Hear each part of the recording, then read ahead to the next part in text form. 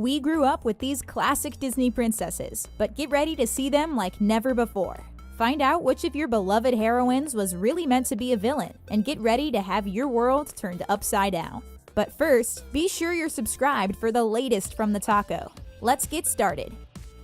Join us on an adventure with Mulan, Ariel, and Jasmine as they end up in dire circumstances in our first ever Disney Princesses fan fiction, all told with emojis. This is an adventure you don't want to miss out on. Catch it on March 10th, 2018, only on the Things YouTube channel. Elsa. You might have trouble letting it go once you see the original concept art of Elsa from Frozen. You see, she wasn't meant to be a Disney princess at first, but rather a villain. In the original version, Elsa and Anna weren't related. Anna was just a peasant who asked the evil Snow Queen, Elsa, to freeze her heart. If going to an evil witch for magic to help you with your romantic life sounds familiar, that's because it sounds like the plot of The Little Mermaid. In fact, Elsa actually once bore a striking resemblance to our favorite sea witch, Ursula. However, they ended up making Elsa a hero and making Frozen a box office hit.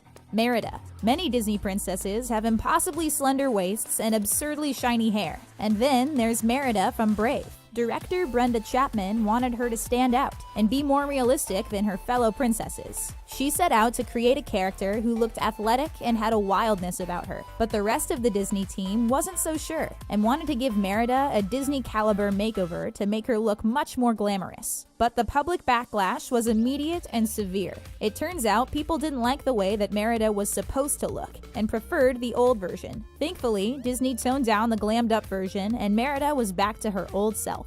Tiger Lily. Disney has been around for a long time, and there are sadly some things about even our favorite movies that have just not aged well. One of those things is the depiction of Native Americans in Peter Pan. Let's talk about the tenacious princess Tiger Lily. She's supposed to be a princess, yet she wears an incredibly plain feathered headdress with a single feather. It's far more likely that it would have been decorated with intricate quill work and beads, given her status. And her hairstyle is one that was only used by a few tribes in the Northeast, making it unlikely that it's one Tiger Lily would have adopted. Alice. Did you know that Alice from Alice in Wonderland was based on a real little girl? Author Lewis Carroll knew her father, Henry Liddell, who was the dean of Christ Church College at Oxford, and later became a friend of the family. Unlike the Disney version, the real Alice had short brunette hair. She was also much younger looking, since she was 11 years old at the time. But like the fictional Alice, the real one also loved fantastical stories. So much so that she begged Carroll to write down her favorite tales. If it wasn't for that, we would never have gotten the eventual Disney version of the story.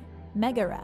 We love Hercules, and especially the sassy heroine, Megara. We know that the original mythology that the story is based on is considerably darker than the Disney version. Now, we won't get into the sad ending to the love between Megara and Hercules, we're just going to talk about her outfit. The must-have garment at the time was the Doric chiton, named after the Dorians who invaded Greece. These tunics were simple pieces of cloth folded in different ways and fastened at the shoulders with clasps. So while Megara wears what looks like a stunning slinky gown, she should really be wearing a much less flattering garment.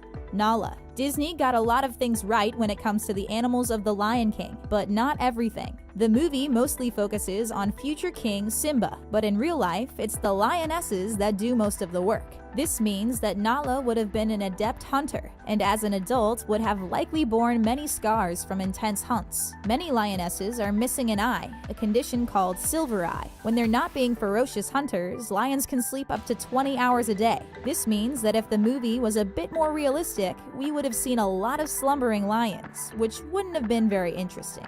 Moana. When it comes to Disney princesses, Moana is definitely one of the most realistic. It was important that she looked athletic enough to do all the fantastical things she accomplishes during the movie. But while her companion, Maui, was covered in tattoos, it's likely that Moana would have been as well. Tattoos are an important part of Polynesian culture, and it's said that they can tell the story of a person. It was especially important that high-ranking citizens were tattooed, meaning that a chief's daughter like Moana would have definitely had some ink. Sure, the women weren't tattooed as heavily as the men, but they still had them on their hands, arms, feet, ears, and lips.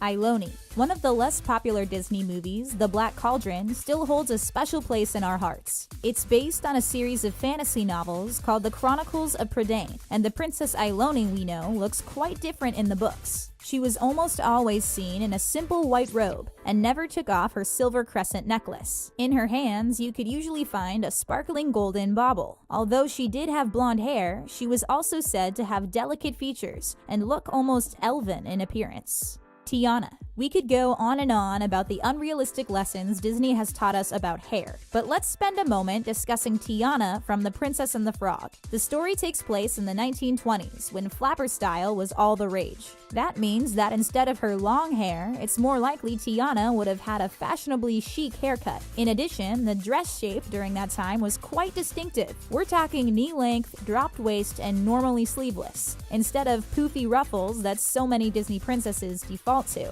It's more likely we would have seen lace, fringe, beads, or shimmery fabric.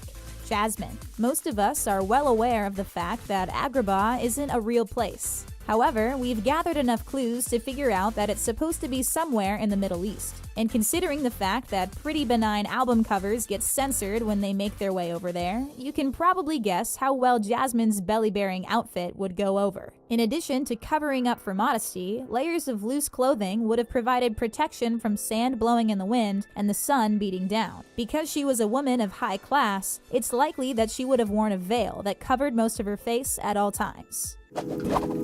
Which Disney princess do you think could use a makeover? Be sure to let us know in the comment section. For more about your favorite Disney movies, click the subscribe button for more from the taco. Bye for now.